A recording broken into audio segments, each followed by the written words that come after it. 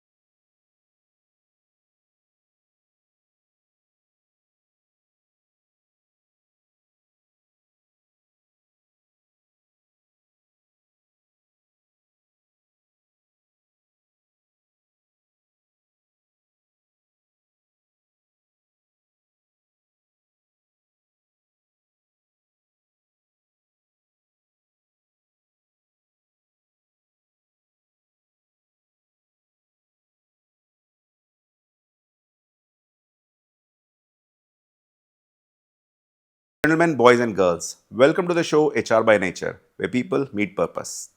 आज का एपिसोड समर्पित है HR leaders, business owners, founders और सीनियर मैनेजमेंट प्रोफेशनल्स को।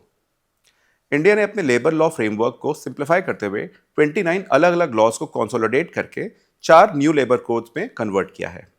लेकिन सवाल यह है, क्या हम सिर्फ इस चेंज के बारे में अवेयर हैं या सच में प्रिपेयर्ड भी हैं? कंप्लायंस सिर्फ एक लीगल रिक्वायरमेंट नहीं होती, ये गवर्नेंस, ट्रांसपेरेंसी और लीडरशिप मैच्योरिटी का रिफ्लेक्शन होती है। इसीलिए आज हम बात करने वाले हैं न्यू लेबर कोड्स के इंटेंट पर, उनके इम्पैक्ट पर और सबसे इंपॉर्टेंट ऑर्गेनाइजेशनल रेडीनेस पर। और मुझे बहुत खुशी है कि इस महत्वपूर्ण विषय पर क्लैरिटी देने के लिए हमारे साथ मौजूद हैं मिस्टर कुशल कटारिया, एडिशनल लेबर कमिश्नर। नमस्कार सर, आपका स्वागत है। थैंक यू सर, इतने सालों से सब कुछ बढ़िया चल रहा था, सारे गवर्नमेंट अपने कोर्स लागू थे, ऑर्गेनाइजेशंस भी अपने काफ़ी कंफर्ट जोन में थी, तो फिर क्या ज़रूरत पड़ी नए लेबर कोड्स की? हम जैसे देखते हैं कि जो पुराने लॉज बने थे वो उस समय की रियलिटीज़ को एड्रेस करते थे और समय समय पर उनमें चेंजेस भी होते गए। लेकिन हम देखते हैं कि ओवर द ईयर्स जब ये लॉज बनते हैं और उनमें अमेंडमेंट्स होती हैं तो बहुत सारे ओवरलैप्स, डुप्लीकेशंस हो जाते हैं। तो इस तरह की कुछ इश्यूज थी जिनको एड्रेस करने के लिए अब ये 4 लेबर कोड्स गवर्नमेंट लेके आई है, जिसमें कि उन्होंने चीज़ों को कंसोलिडेट, सिंप्लीफाई और रैशनलाइज करके और वो 4 कोड्स में उनको डाला है। अगर हम बात करें कि इनकी ज़रूरत क्या थी, तो ब्रॉडली हम 6 पॉइंट्स पे इसमें बात कर सकते हैं। जैसे कि डुप्लिसिटी ऑफ डेफिनेशंस, जैसे राइट। वेज की ही अलग अलग एक्ट्स में अलग अलग डेफिनेशंस थी और वो फिर लिटिगेशन का मैटर बन जाता है। राइट। इसी तरह से फैक्ट्रीज़ की अलग अलग डेफिनेशंस हैं अलग अलग एक्ट में। उसके अलावा मल्टीप्लिसिटी ऑफ अथॉरिटीज़ भी एक इशू था कि एस्टेब्लिशमेंट्स को अलग अलग अथॉरिटीज़ के पास अलग अलग परमिट्स, लाइसेंसेस के लिए जाना पड़ता था।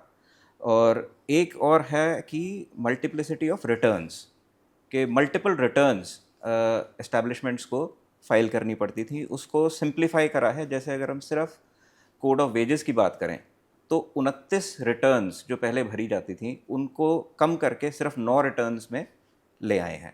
तो इस तरह That's से excellent. प्रोसेस को सिंप्लीफाई किया गया है। उसके अलावा अगर हम बात करें तो न्यू एज इकोनॉमी की जो रियलिटीज़ हैं उनको भी एड्रेस करने के लिए इन कोड्स का आना ज़रूरी था। जैसे कि नए फॉर्म ऑफ एम्प्लॉयमेंट अब आ गए हैं, gig workers, fix term employment का बहुत इंडस्ट्री में प्रैक्टिस थी लेकिन उसका कोई लीगल फ्रेमवर्क एस्टैब्लिश्ड नहीं था। राइट। तो राइट। उन न्यू वर्ल्ड इकोनॉमी की इश्यूज़ को एड्रेस करने के लिए भी इन कोड्स को लाना ज़रूरी था। इसी के साथ साथ एक अप्रोच जो इसमें चेंज लाया गया है as compared to the previous laws, कि इंस्पेक्टर राज को कम करते हुए इंस्पेक्टर कम फैसिलिटेटर का रोल यहाँ पर गवर्नमेंट एजेंसीज़ को दिया गया है। तो उसमें आइडिया ये नहीं है कि हम एस्टेब्लिशमेंट कोई गलती करती है तो हम उसको पनिश करें। राइट। आइडिया फोकस ये है कि हम कंप्लाइंसेस को बढ़ाएं। तो उसमें जो हमारे इंस्पेक्टर्स होते हैं वो ना सिर्फ इंस्पेक्शन करें बट वो फैसिलिटेट भी करें एस्टेब्लिशमेंट्स को। तो उसके लिए प्रोविज़न डाले गए हैं। और तीसरा जो है, कुछ गैप्स रह जाते हैं लेजिस्लेशंस में जिनको कि बहुत अच्छे से यहाँ पर एड्रेस किया गया है। तो एक उदाहरण के तौर पे मैं कहूँगा कि नेगोशिएटिंग यूनियन या नेगोशिएटिंग काउंसिल का जैसे कंसेप्ट है। एक बड़ी एस्टेब्लिशमेंट में अगर मल्टीपल यूनियंस हैं, तो मैनेजमेंट को इशू आती है कि अगर वो सबसे अलग-अलग नेगोशिएट करें तो कैच 22 की सिचुएशन बन जाती है। वो सब देखते हैं कि दूसरे यूनियन को क्या बेनिफिट मिला है, हम उससे ऊपर ही लें। और सबको एक टेबल पे लेके आना और फिर नेगोशिएट करना वो भी आसान काम नहीं होता है। तो अब उसका एक लीगल फ्रेमवर्क दे दिया है कि या तो आप जो सबसे बड़ी 50% से ऊपर वर्कर्स वाली नेगोशिएटिंग यूनियन से ही नेगोशिएशन करना पड़ेगा, या फिर आप एक नेगोशिएटिंग काउंसिल बनाएं। तो उस चीज़ का एक लीगल फ्रेमवर्क मिल गया है जो कि एस्टैब्लिशमेंट्स और वर्कर्स दोनों के लिए ही बेनिफिशियल है। तो राइट। इन चेंजेस को लाने के लिए ये लेबर कोड्स को सिंप्लीफाई और रैशनलाइज, जैसे मैंने पहले कहा, बनाया गया है। Excellent sir. ऐसा लग रहा है कि काफ़ी ज़्यादा बेनिफिट होने वाला है ऑर्गेनाइजेशंस को भी, और अगर आप जैसे कि कह रहे हैं कि इंस्पेक्टर आज के बजाय अगर वो फैसिलिटेट करेंगे तो चीज़ें और भी बेटर हो जाएंगी एंड ओवरऑल कंप्लायंस की तरफ हम आगे बढ़ेंगे। बिल्कुल। सर, तो आगे बढ़ते हैं, ये देखते हैं कि लेबर कोड्स वर्कर प्रोटेक्शन और ईज ऑफ डूइंग बिजनेस के बीच में बैलेंस कैसे क्रिएट करते हैं। जहाँ तक मैं समझता हूँ, इनमें कॉन्ट्रडिक्शन होनी ही नहीं चाहिए दोनों बातों में। वर्कर बेनिफिट और ईज़ ऑफ डूइंग बिजनेस, ये दोनों हैंड इन हैंड चलती हैं चीज़ें। और इसका एक क्लासिकल एग्जाम्पल हम लोग पढ़ते हैं कि टाटा ग्रुप पहली बार इंडिया में प्रोविडेंट फंड का कंसेप्ट लेके आया था ब्रिटिश इंडिया में। ओके। और that was an initiative taken by a private enterprise for worker welfare. और हम देखते हैं कि उस अप्रोच के साथ टाटा ग्रुप ने इंडिया में कितनी ग्रोथ करी। तो उस लिहाज से मैं ये मानता हूँ कि जब हम एज अ गवर्नमेंट कोई भी चीज़ चेंज लेके आते हैं जहाँ पर वर्कर वेलफेयर होता है, तो वो एस्टेब्लिशमेंट को भी फ़ायदा देता है। और जहाँ पर हम एस्टेब्लिशमेंट को सपोर्ट करते हैं ईज़ ऑफ डूइंग बिजनेस के थ्रू, तो दूसरी तरफ वर्कर्स को भी उसके बेनिफिट मिलते हैं, ज़्यादा एम्प्लॉयमेंट्स जनरेट होती हैं और मार्केट डेवलप होता है, तो उनकी सैलरीज वगैरह में भी बेनिफिट उनको मिलता है। तो अब जैसे कुछ चेंजेस का हम एग्जांपल के तौर पे अगर बात करें, तो फिक्स टर्म एम्प्लॉयमेंट का जैसे कंसेप्ट इसमें फॉर्मलाइज किया गया है। तो एस्टैब्लिशमेंट के पॉइंट ऑफ व्यू से देर इज़ मोर फ्लेक्सिबिलिटी। ज़रूरी नहीं है कि वो रेगुलर एम्प्लॉयज़ ही हायर करें, they can hire employees for shorter period of time. तो दूसरी तरफ उसको बैलेंस करने के लिए उस एक साल के टेन्योर पे ही फिक्स टर्म वर्कर्स को भी ग्रेचुइटी का बेनिफिट गवर्नमेंट ने दिया है। राइट। तो इस तरह से हर चीज़ को बैलेंस करते हुए चले हैं। Single registration, pan India single licence, single return establishments के लिए ये रेगुलेटरी वर्क को सिंप्लीफाई करते हैं। और दूसरी तरफ जब ज़्यादा आसान होगा एस्टैब्लिशमेंट्स के लिए रजिस्टर करना, तो ज़्यादा ऑर्गेनाइजेशंस रजिस्टर करेंगे अपने आप को। तो उधर वर्कर्स को सेफ्टी पैरामीटर्स के लिए मॉनिटरिंग ज़्यादा अच्छी मिलेगी, कंप्लायंसेस ज़्यादा अच्छी होंगी, तो Right. उनके लिए बेनिफिट है। इसी तरह से नेगोशिएटिंग यूनियन का कंसेप्ट जैसे मैंने पहले भी मेंशन किया था, या नेगोशिएटिंग काउंसिल का, तो एस्टैब्लिशमेंट के लिए ये आसान हो जाता है कि अब एक लीगल फ्रेमवर्क है कि वो मल्टीपल यूनियंस के केस में कैसे आगे बढ़ें कंसिलिएशन प्रोसेस में। और उधर वर्कर्स को भी एक रिप्रेजेंटेशन करने का अपना एक फॉर्मल तरीका मिल गया। राइट। इसमें डीक्रिमिनलाइजेशन ऑफ कुछ ऑफेंसेस हुआ है जो कि माइनर ऑफेंसेस हैं। राइट। तो उसमें भी अप्रोच यही है कि प्रायोरिटी है वर्कर सेफ्टी। तो राइट। अगर कंप्लायंसेस पे फोकस होगा तो वो बेहतर है एज कंपेयर टू एस्टैब्लिशमेंट के ओनर्स को पनिश करने का फोकस हो। तो इसी तरह से इंस्पेक्टर कम फैसिलिटेटर अप्रोच का भी यही है कंसेप्ट कि हमें एस्टैब्लिशमेंट ओनर्स को पनिश नहीं करना है, हमें कंप्लायंसेस इंश्योर करनी है। तो हमारे जो इंस्पेक्टर्स हैं वो इस प्रोसेस में एस्टैब्लिशमेंट्स को फैसिलिटेट करेंगे, उतना ही वर्कर्स की सेफ्टी और वेलफेयर और बेनिफिट्स उनके बेहतर होंगे। राइट। इसी में एक और ईज़ ऑफ डूइंग बिजनेस का स्टेप जो गवर्नमेंट ने लिया है कि ले ऑफ या रिट्रेंचमेंट के केस में 300 या उससे ज़्यादा वर्कर्स अगर हैं तो ही गवर्नमेंट परमिशन की ज़रूरत पड़ती है। तो दूसरी तरफ एम्प्लॉयज़ को उन्होंने बहुत से बेनिफिट इस तरह से दिए हैं कि आपका अपॉइंटमेंट लेटर देना मैंडेटरी है, सैलरी पेमेंट 7th को करना मैंडेटरी है, नहीं करेंगे तो उसमें पेनल्टी का प्रोविज़न है। स्ट्रिक्ट टाइमलाइन आपके ले ऑफ के टाइम पे जब आप किसी को नौकरी से निकालते हैं तो 2 दिन में ही उसके बैलेंस क्लियर करने का Full and आपका final. Full and final settlement करने की रिक्वायरमेंट है। और फैमिली मेम्बर्स की डेफिनेशन में चेंज करते हुए उन्होंने और लोगों को फैमिली की डेफिनेशन में ऐड कर दिया है। जैसे मैरिड फीमेल एम्प्लॉई अगर कोई है तो उसके पेरेंट्स भी फैमिली का हिस्सा पार्ट हो जाएंगे। माने जाएंगे। और साथ ही गिग और प्लेटफॉर्म वर्कर्स, अनऑर्गेनाइज्ड वर्कर्स, इनको भी अब इन कोड्स में कवर किया गया है। जैसे पहले गिग वर्कर्स का कोई प्रावधान था ही नहीं, कुछ स्टेट गवर्नमेंट्स ने किया था लेकिन सेंट्रल के लेवल पर ये डिफाइंड नहीं थे कि गिग वर्कर्स क्या हैं, प्लेटफॉर्म वर्कर्स क्या हैं, इनकी मोडालिटीज़ क्या होगी, इनको बेनिफिट्स क्या दिए जाएंगे, किस तरह से दिए जाएंगे, ये कमियां थी। तो वो भी इस तरफ इनको दी गई हैं। Very nice sir.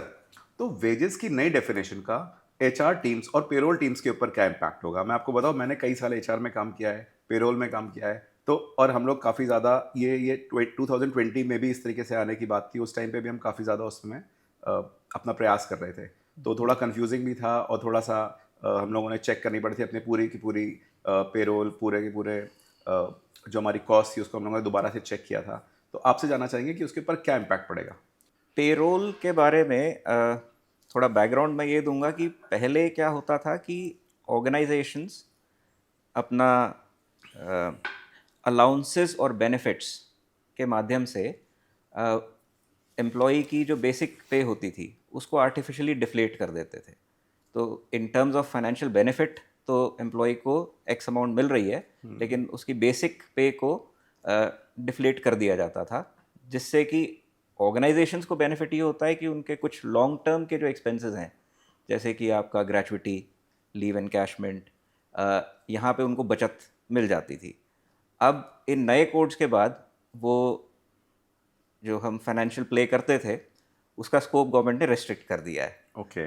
तो वेज की डेफिनेशन में अब उन्होंने मोटा मोटा ये कह दिया है कि आपके जो ये अलाउंसेस हैं, जो कि सेक्शन 2Y के सबसेक्शन ए और आई से लेकर जो हैं, ये आपके टोटल जो रेम्यूनरेशन आप दे रहे हैं एम्प्लॉय को उसके 50% से ज़्यादा नहीं हो सकते। राइट।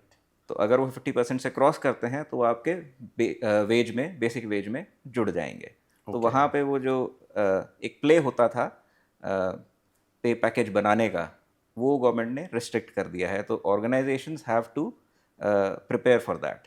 दूसरी तरफ एम्प्लॉयज़ को इस चीज़ का बेनिफिट है, because at the time of leaving the job जो उनके ग्रेचुइटी या लीव एनकैशमेंट है या फिर जो उनका ईपीएफ में कंट्रीब्यूशन या जा रहा है वो बढ़ेगा।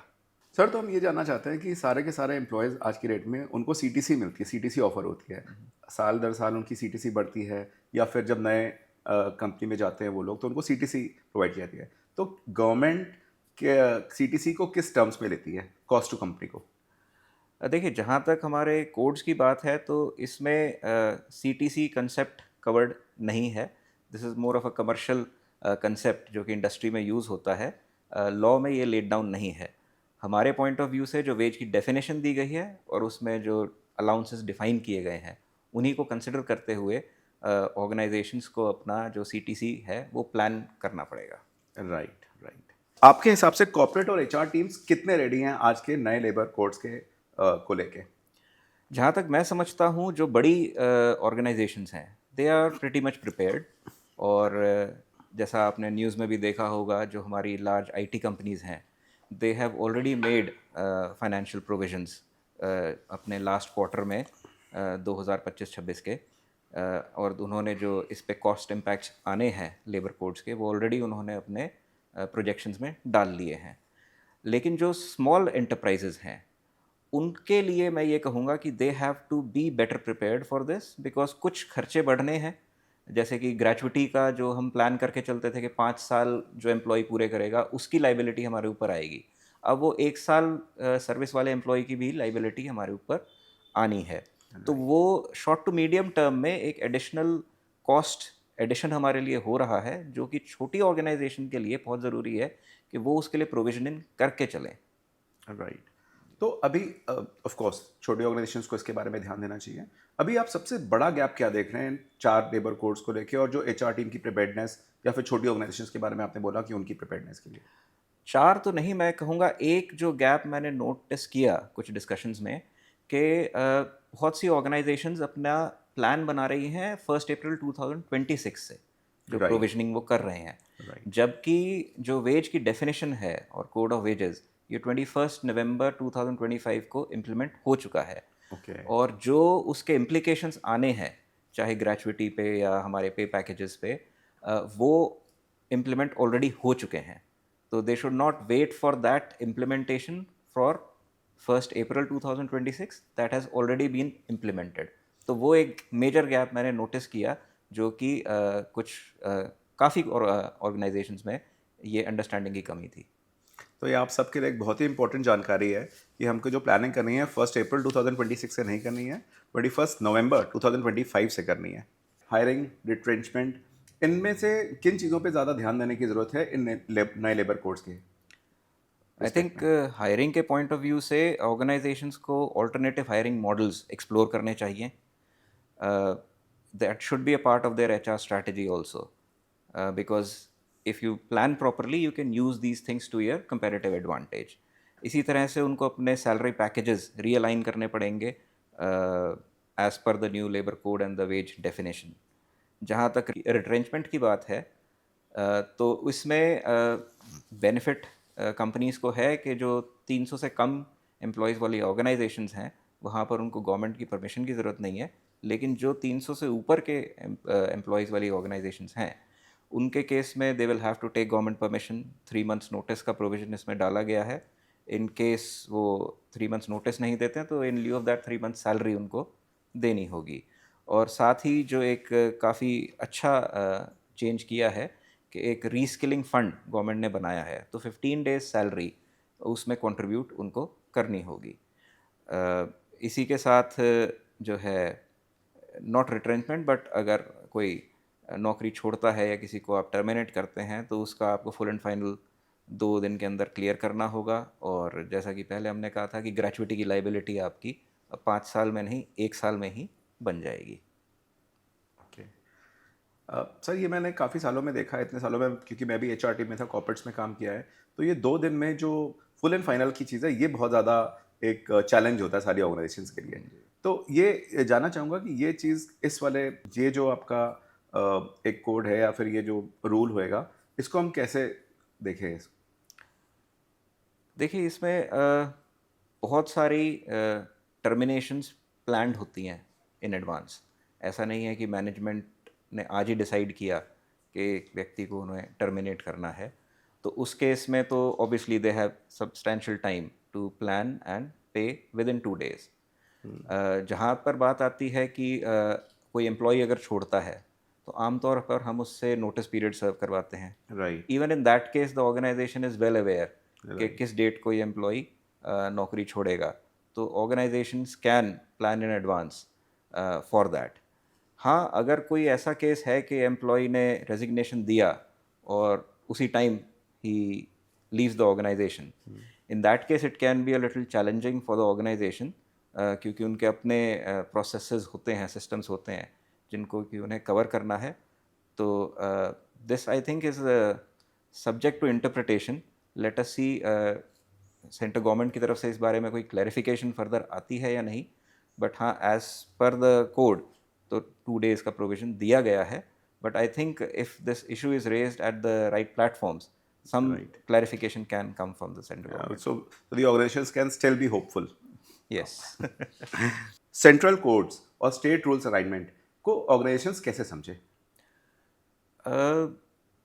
देखिए, इस बार जो प्रोसेस अपनाया जा रहा है, आई थिंक इस की कोई डिस्प्यूट की इशू आने के चांसेस बहुत कम लगते हैं मेरे को।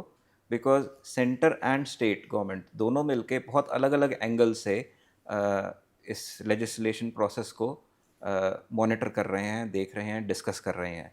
जैसे कि क्या कोई ऐसा रूल है जो कि स्टेट को बनाना चाहिए लेकिन वो मिस कर गए।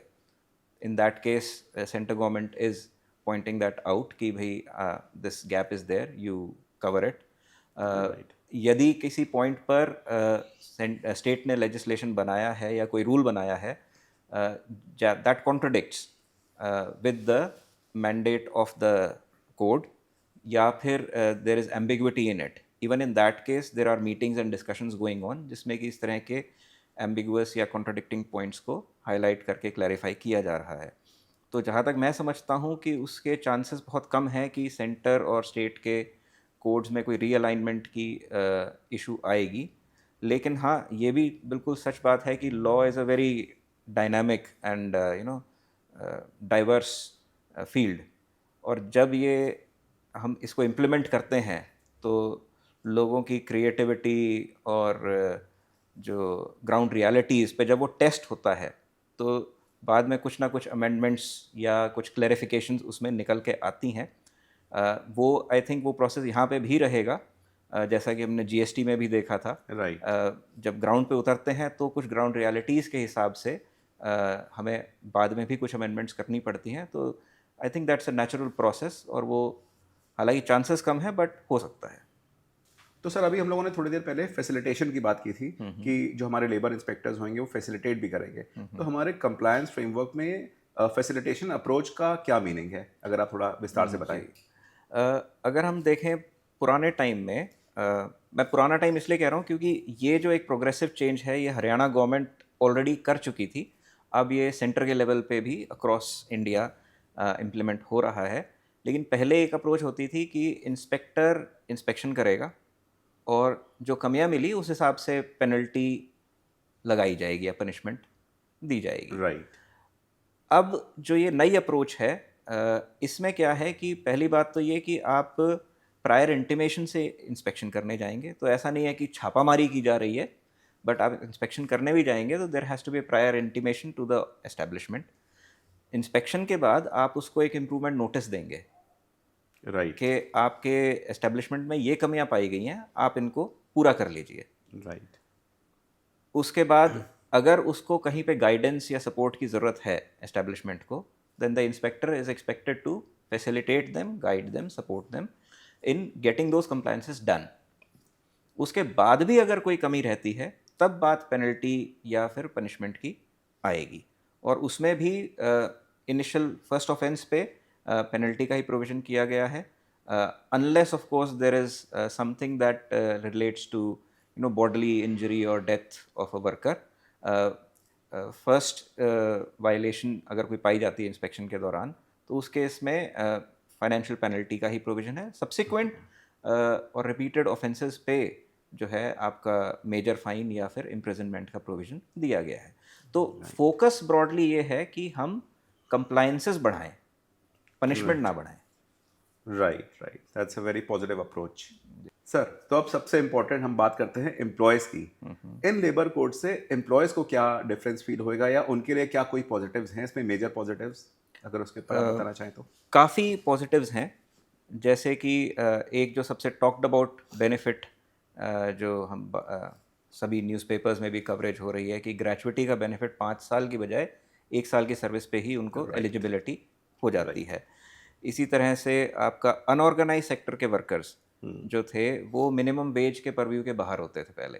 अब every worker, whether it is organise sector और unorganise sector, is covered under the minimum wages provision. इसी तरह से हमारा अब जो अपकमिंग सेक्टर है, एरिया ऑफ एम्प्लॉयमेंट हम कहेंगे, जैसे गिग वर्कर्स का है, राइट। जो कि बिल्कुल ही रेगुलेटरी परव्यू और फॉर्मल डेफिनेशन के बाहर था। अब उसको भी इन एक्ट के अंडर कवर किया गया है और उनको काफ़ी वेलफेयर स्कीम्स का भी बेनिफिट मिलेगा इसमें। इसी के साथ जो वेजेस की डेफिनेशन में चेंजेस किए गए हैं उससे वर्कर्स को उनका EPF, bonus, gratuity, leave encashment में फ़ायदा मिलेगा। तो बहुत सारे बेनिफिट्स हैं, और जैसा हमने पहले भी कहा कि जो बहुत से चेंजेस ऐसे हैं जो कि इनडायरेक्ट बेनिफिट देंगे through compliances by the organisations. Sir, so gig workers और प्लेटफॉर्म वर्कर्स को सोशल सिक्योरिटी मिले ना, फ्यूचर ऑफ वर्क के कॉन्टेक्स्ट में आप कैसे देखते हैं इसको? ये एक बहुत ही अच्छा चेंज है और बहुत ही नेसेसरी चेंज था, बिकॉज हम देख रहे हैं कि गिग वर्कर्स की जो इकोनॉमी है ये बहुत बढ़ रही है, और बहुत लोग, lakhs of people are working as gig workers और प्लेटफॉर्म वर्कर्स। तो गिग वर्कर्स अपने आप में एक बहुत ही ब्रॉड टर्म है। तो जब हम कहें कि when a person is working outside the traditional employer-employee relationship, we call that person a gig worker. Right. तो इसमें आपके जो हमारे राइडर्स होते हैं ओला उबर के या जो हमारा Swiggy, 10 मिनट Zomato. डिलीवरी वाले हो गए, वहाँ से लेकर आपके software professionals, highly paid software professionals भी गिग वर्कर्स की डेफिनेशन में आ जाते हैं. राइट.